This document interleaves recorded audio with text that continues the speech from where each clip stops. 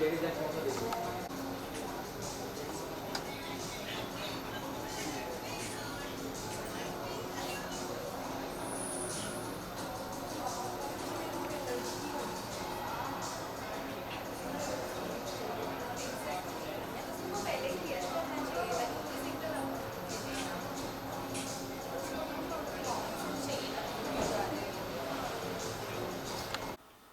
Madam जी।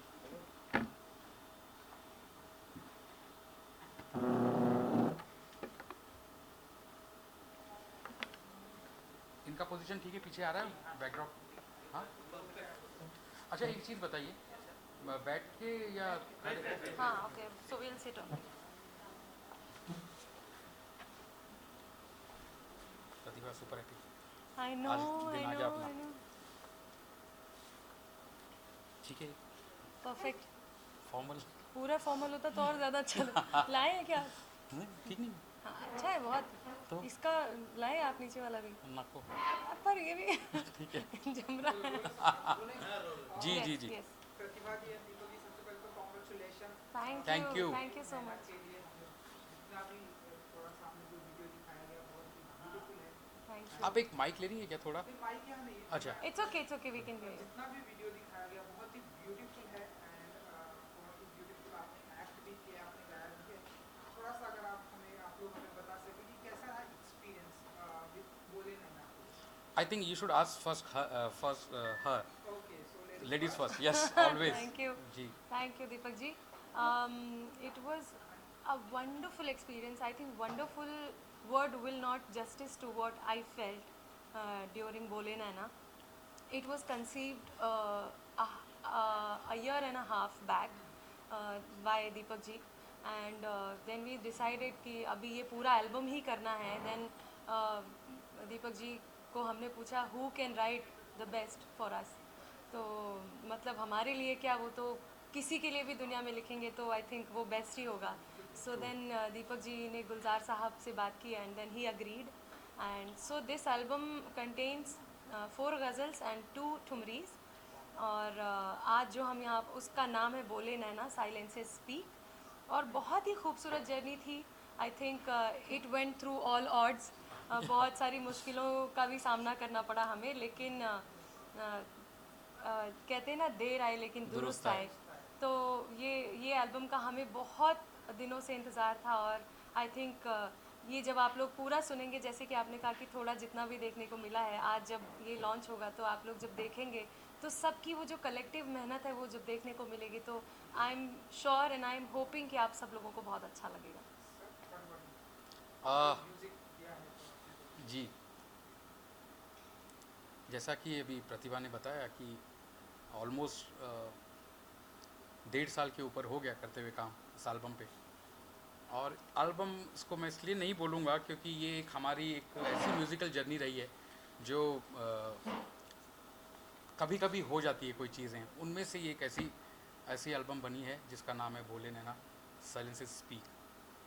तो इसकी जो शुरुआत हुई थी, ये हुई थी एग्जैक्टली 1-1.5 साल पहले. तो कुछ दिमाग में था कि करना है, क्या करना है ये कुछ पता नहीं था. फिर हम थोड़ा बैठते थे, सेटिंग करते थे कुछ, कि मैंने प्रतिभा ऐसा कुछ कंपोज किया है, कुछ ये किया है. तो वो सिलसिला शुरू होते होते अपने आप ही, जो कहते हैं ना कि एक हर चीज़ का एक डेस्टिनी होती है, तो ये एल्बम एक अपना एक भाग्य लेके आया था. सही बात है. तो गुलजार साहब से बात हुई, ही सेड 100% मैं लिखूँगा ये एल्बम. और उन्होंने सिर्फ लिखा ही नहीं है, नरेट भी बहुत अच्छे से किया है.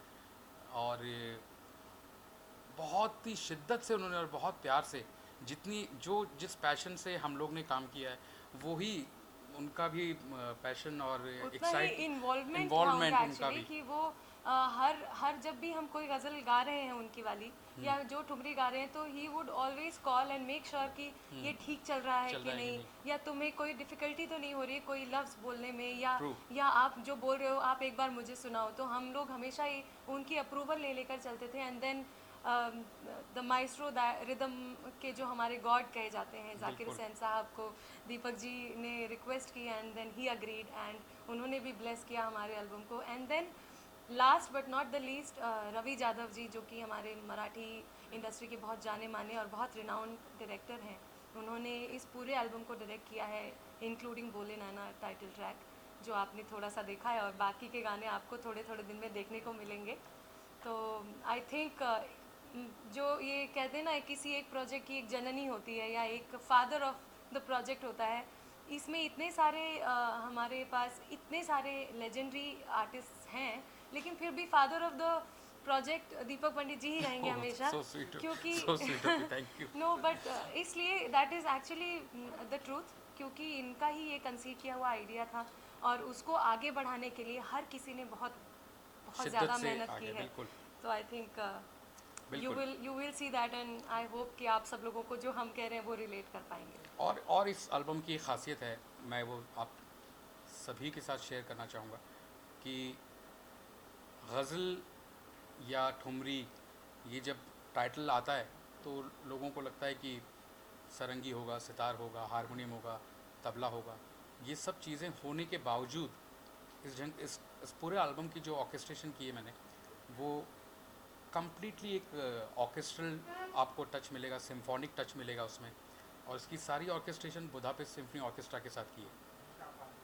And Bole Naina is India's first album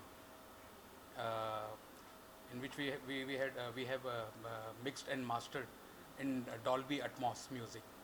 So ये इंडिया का पहला it is India's first First Dolby album, Atmos mix. जी या जी, और बहुत ही प्यार से इसको इस एल्बम को किया है, बहुत अच्छे से किया है, और प्रतिभा ने जिस अंदाज से गाया है, वो जब आप सुनेंगे तो आप बिल्कुल उस चीज़ को महसूस करेंगे कि गायकी है पूरी, ठहराव, जो वर्ड्स की जो एक वर्ड्स को एक डिलीवर करना होता है, वर्ड्स के अंदर भी अपने एक जज्बात, एक सुर छुपे हुए होते हैं, और ख़ास करके अगर वो गुलजार साहब लिख रहे हैं तो उसको बरकरार रखते हुए सारी कॉम्पोजिशन राग बेस्ड है, लेकिन एट द सेम टाइम उसकी जो ऑर्केस्ट्रेशन है, उसका जो अरेंजमेंट है, उसका जो एक साउंड म्यूज़िक का जो एक म्यूज़िक प्रोडक्शन है, वो इंटरनेशनल अप्रोच उसकी पूरी रखी है।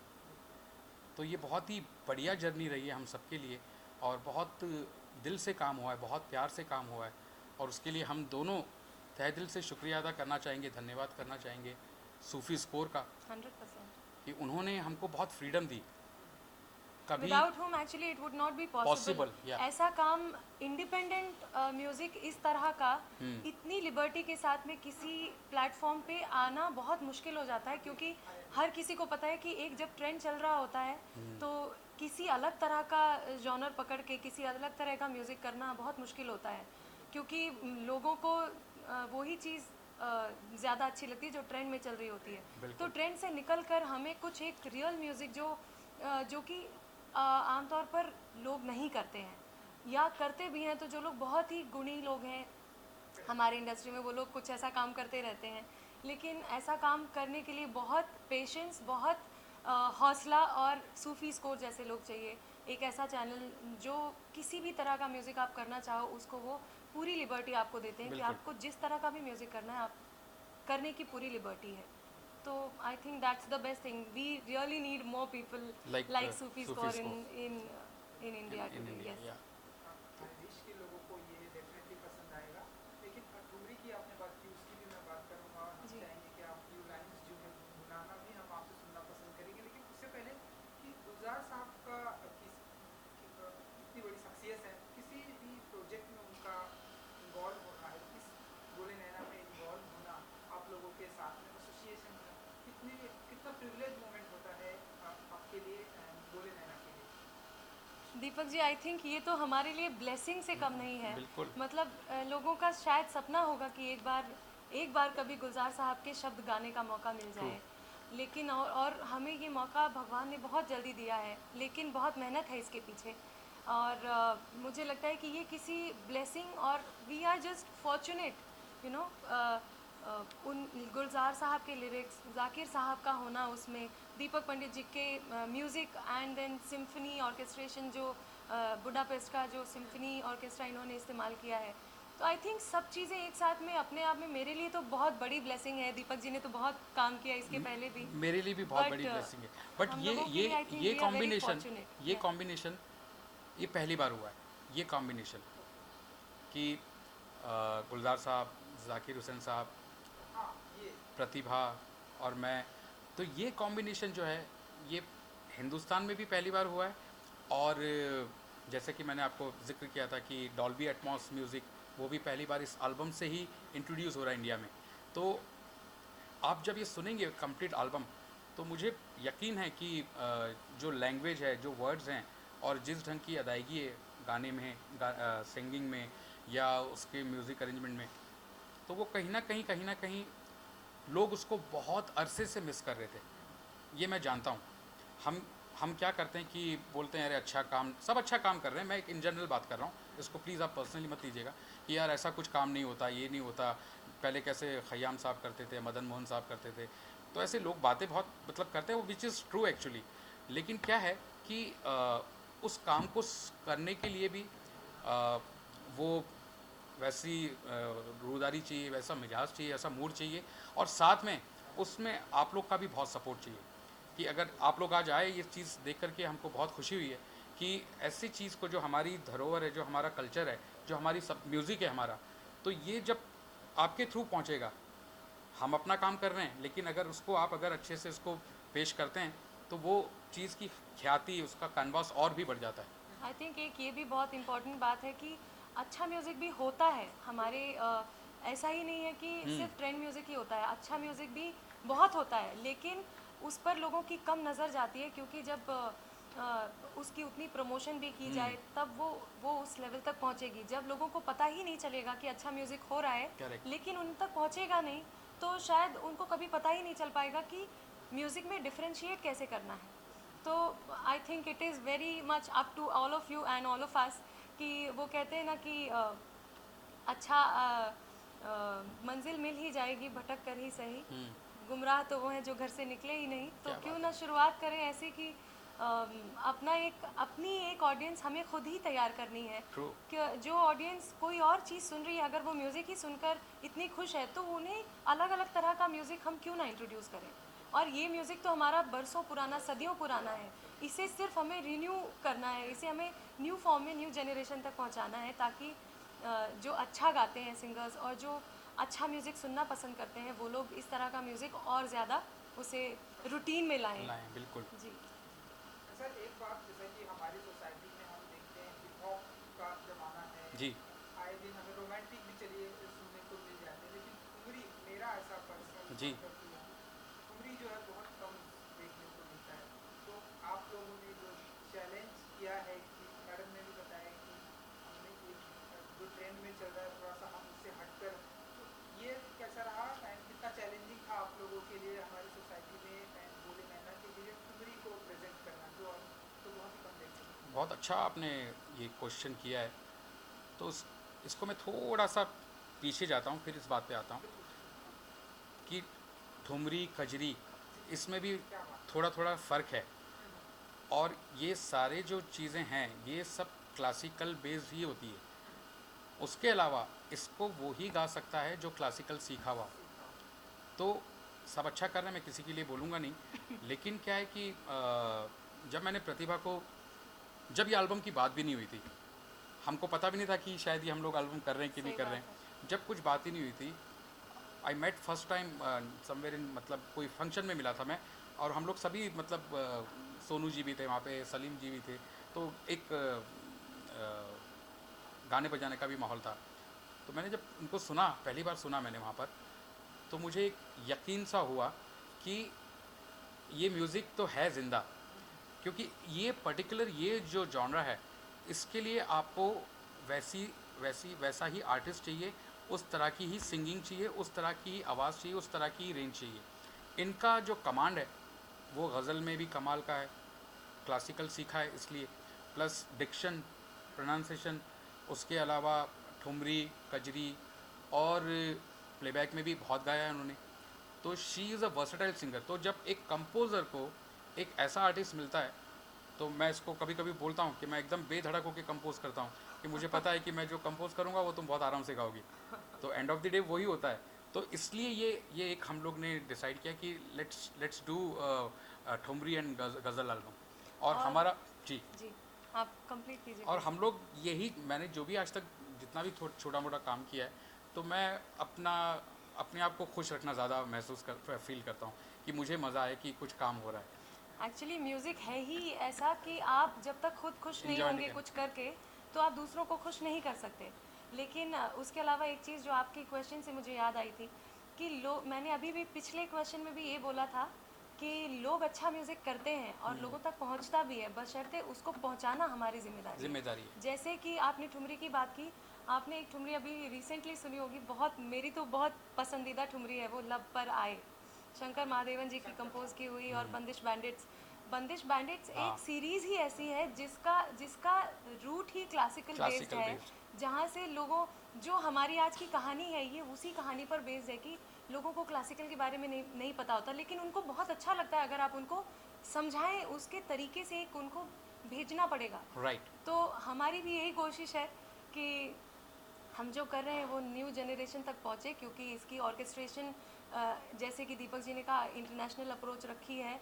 म्यूजिशियंस को अच्छा लगेगा सुनकर, क्योंकि इतनी टेक्निकलिटीज़ तो मुझे नहीं पता, पर जो दीपक जी बात करते थे हमेशा कि इसमें ये टेक्निकल कुछ इतनी खूबसूरत चीज़ें हैं, या प्रोग्रामिंग वाइज जो इतनी खूबसूरत चीज़ें हैं, तो आई थिंक जो यंग जनरेशन है और जो म्यूज़िक को समझने वाले लोग हैं और जो आम लोग हैं, उन सबको ये अच्छी लगेगी। बिल्कुल, I agree with you. And now अगर 2 लाइन्स अगर आप हमें गुनगुना के 100%। सुनाओगे तो तो बोले नैना का आज लॉन्च है और टाइटल ट्रैक है, तो वही गा देती हूँ थोड़ी देर। बिल्कुल। बोले नैना, नैना बोले, बोले नैना, नैना बोले, हम बोले ना, वो बोले, बोले वाह, नैना, नैना बोले। क्या बात है, थैंक यू। क्या बात है। मैडम। एंड अच्छा सर, एक बात जो मुझे जल्दी बताइए, मुझे भी नहीं पता था कि यहाँ इस म्यूजिक में यूरोप एंड इंडिया की जो कल्चर्स को वो कैसे, वो तो अभी हम देखने को मिलेगा हमें, लेकिन अभी कुछ बता सकते कि क्या क्रिएटिविटी इस बार डिफरेंट किया है? देखिए, इसमें क्या होता है कि उनकी जो लैंग्वेज है, जो इंटरनेशनल जो लैंग्वेज होती है, मैं म्यूजिकल टर्म की बात कर रहा हूँ, नोटेशन, स्टाफ नोटेशन। तो आप अगर सपोज़ मैंने कंपोज किया है, तो मुझे अरेंजमेंट का भी नॉलेज होना चाहिए।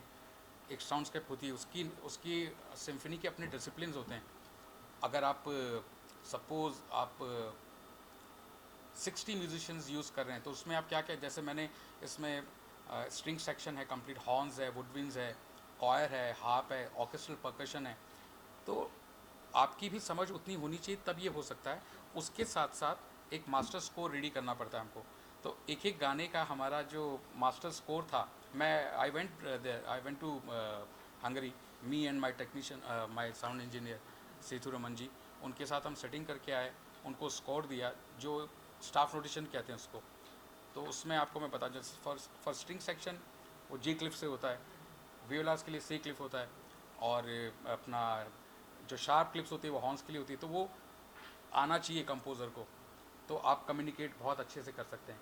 उनको हमारी लैंग्वेज नहीं आती, हमको उनकी लैंग्वेज नहीं आती, वो तो इंग्लिश भी नहीं बोलते, लेकिन म्यूज़िक हैज़ नो लैंग्वेज। तो जब उनको स्कोर दिया, तो दे सेड कि ये तो बहुत ही सफाई के साथ लिखा है, और ऑर्केस्ट्रल और सिम्फोनिक ऐसा ही डिवीज़न यही होता है, उसकी जो करेक्ट वॉइसिंग है, उसका करेक्ट पिचिंग है, उसकी करेक्ट रेंज है। तो इस तरह से बड़ा इजीली हो गया ये सारी चीज़ें दोनों तरफ से। चलिए, आई विश कि हमें जो अभी वीडियो देखने को मिलेगा बहुत अच्छा एंड सुंदर होगा। थैंक यू हमसे बात करने के लिए। Thank Thank you, you. Thank you so much. Good luck. Thank you so much. और आप लोग जाने से पहले मैं चाहूँगा कि वहाँ पे फर्स्ट फ्लोर पे रूबी हॉल है, वहाँ पे आप लोग वो प्लीज़ एक बार ज़रूर सुनिए, जो Dolby Dolby Atmos, Atmos yes. Music. Thank you. Thank you thank you so much, Thank thank you, good luck. Thank you, Thank thank you so you. Much. जी जी सर। क्या है यार क्यों तू है ना कर रहा है ना लगा लगा तू लगा ला रहे फिर भाई हाँ जब तक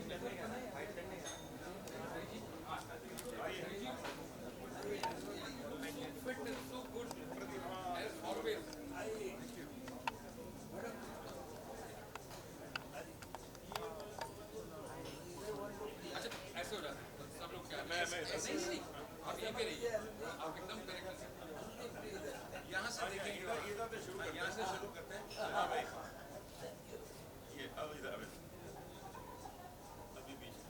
यहाँ पे आके रुक जरा सर हम लोग मूव करते रहेंगे धीरे धीरे